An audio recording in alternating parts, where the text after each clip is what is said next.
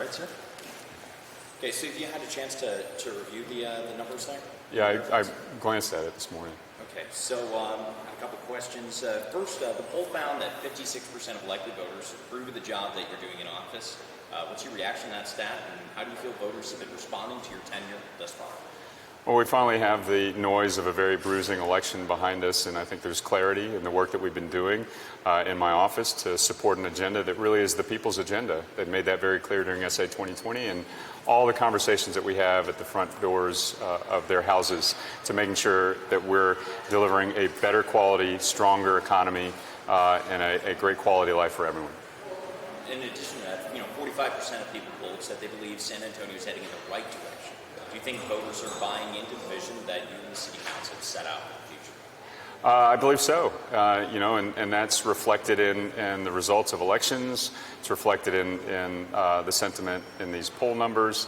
But clearly, they see, folks are starting to see the strength of our economy, the momentum that's being created in the city, the crime rate that's going down. A number of things are going very, very well at the city as we work together to accomplish major challenges in the future. Well, even with the good approval ratings, an overwhelming number of likely voters said that they don't believe the city operates in a way that is open and accountable to the public. What do you think of this perception? Is there anything that can be done to improve on government transparency? Always, and that's why I've been a stalwart for increased government transparency, better governance locally. We do know that that perception is common at every level of government, and so we've been working to be a gold standard of transparency and access at the City of San Antonio, and we continue to look for ways to improve that process. Now, 63% of likely voters say they're in support of the San Antonio sick and safe leave policy. How confident are you the city will win the sick leave case in court, and does it surprise you to see that kind of public support for the policy? Yeah, well, I learned not to make predictions of how the courts will rule on certain issues, but we know it's the right thing to do to protect working families here in San Antonio, and the sentiment is on our side in the public, so we're going to continue to fight for the right thing. Now, the poll also asked about uses for the 1/8 cent sales taxes. Well, a majority of respondents approved all three uses, the Aquifer, the Linear Creeks, the pre-K for SA, and FIA. The Aquifer protection and Linear Creek approval was much higher, about 80%, than the use for VIA, 64. And then when they asked to rank them, there was a clear ranking where Aquifer protection was much higher than transit. What do you think of those results? I'm not surprised at all, which is why I've worked my entire career as an elected official to make sure that we have secure aquifer protection.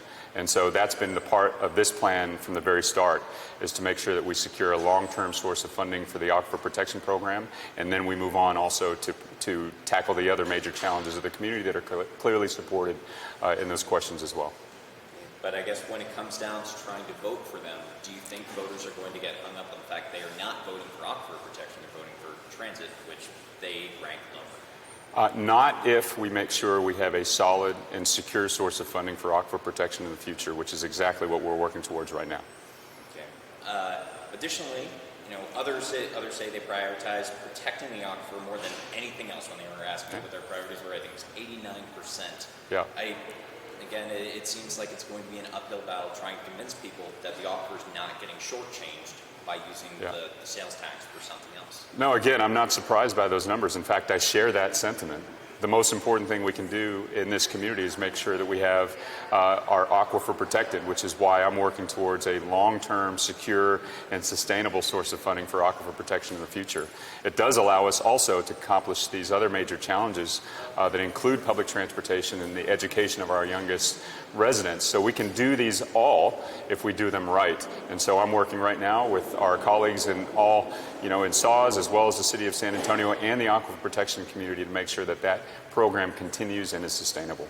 It would seem, though, that by reading this poll, that many people would rather see the sales tax continue rather than trying to switch things around.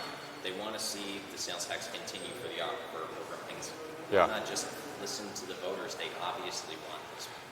We are, in fact. What those poll numbers indicate is that people want to make sure that we have a sustainable source of revenue for the Aquifer Protection Program and public transportation accomplished, as well as pre-K. And so we can do that. The options to do that are limited, but we're developing a solution to do all three of those things. And so what I would continue to work on is to make sure that all three of those challenges are addressed in a sustainable manner. And speaking of the pre-K for SA, their approval ranking was, more in line with the via transit. I guess it raises the question again of why not just use that sales tax, which is lower down voters' priorities. So that question presupposes that there's an either-or, that we have to make a choice between one or the other. In reality, we don't. We can protect the long-term health of the aquifer protection. We can protect the long-term health of the Edwards Aquifer in a sustainable manner. We can make sure that we continue our pre-K for SA program that has been a remarkable success, and we can finally end the dramatic underfunding of our public transportation system. We can do all three of those things. There is a path we have to follow to do that, and that's exactly the plan we're working towards, and I think that's exactly what the poll respondents are saying they want. Speaking of which, the council will be taking up the pre-K for SA vote to send this to voters on Thursday.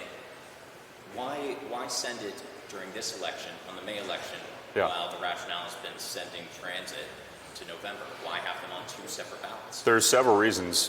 One is that this May ballot is actually going to be a focused education ballot. There's a lot of educational initiatives and seats and school boards that are going to be on this ballot.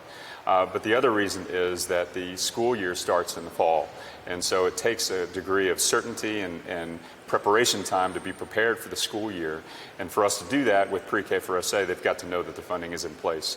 So the May window works out well for all of those reasons. And again, this is a very popular and successful program that I think voters want to see continued. There is also the possible cynical view of it that by getting that on the ballot first, if you get that through on an election with less of a voter turnout, and where it sounds like it might be more likely to succeed, then that forces everybody's hand on the other 1/8 cent, that there's not the option. I would urge you, Garrett, to adopt the view of the poll respondents who are not cynics, but are very optimistic and excited about the future of San Antonio. We can accomplish these great things, and overcome these remarkable challenges when we work together, and that's exactly what those respondents want us to do. There were some other issues they asked about as well. The poll showed a heavy concern for public safety and homelessness. Do you think the city is struggling with those issues? The poll showed that an overwhelming majority of residents in San Antonio view their community as safe. In fact, in their neighborhoods, they feel the safest. So I think that people recognize that there is still work to do in crime. There always will be in a big city. But they also view that there's been great progress as they see the crime rates across categories drop in San Antonio. And homelessness? Oh, in homelessness, I'm sorry. Yeah, they have public safety and homelessness. Okay. Yeah. In homelessness, yes. We have made progress in that. There has been obviously intense scrutiny on the homeless issues across Texas and across the United States. That focus remains the same here in San Antonio, which is why we've doubled down on our homelessness approach that includes a housing strategy and also ensuring that we get folks that are on the street into restitutional services to really address the root causes of homelessness. Only 1 in 5 of the people responding to the poll think that leaders have responded adequately to rising local poverty rates. What do you think? I would agree with that, which is why we have focused intensely on the root causes of poverty, and that includes ensuring that there's a sustainable and affordable supply of housing, making sure that people have equitable access to education, things like early childhood education, but also post-secondary education, and ensuring that our K-12 system is healthy, and finally, public transportation. People need to have an ability, an affordable way to get to work, to get home, to be with their kids, to be part of their family.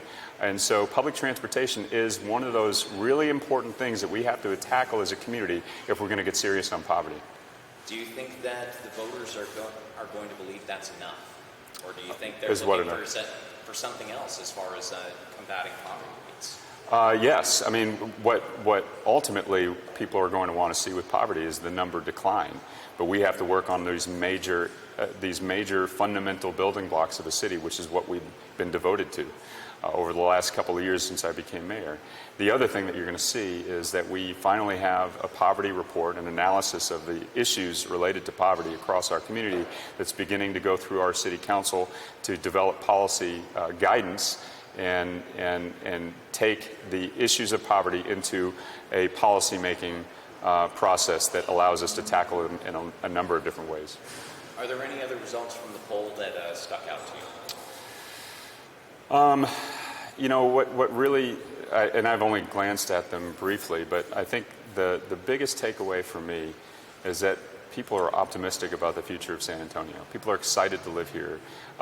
One of the amazing results of that that I saw on that poll is that people view this overwhelmingly as a great place to raise a family, as a great place to start a business. I hope that is broadcast all over our city, all across the world, because that's the San Antonio we know, and that's the San Antonio that's worth working so hard for. So you like the optimistic part up top? I do. It's optimism mixed with a healthy dose of reality that we've got to continue to work hard to create a better future. That's why people want to see investments in public transportation. They want to see us solve a sustainable path for the Aquifer Protection Program. They want to see us continue to address education and poverty issues. So that's the work that we're doing. It's a grind, but I think people see the fruit of that labor when we work together.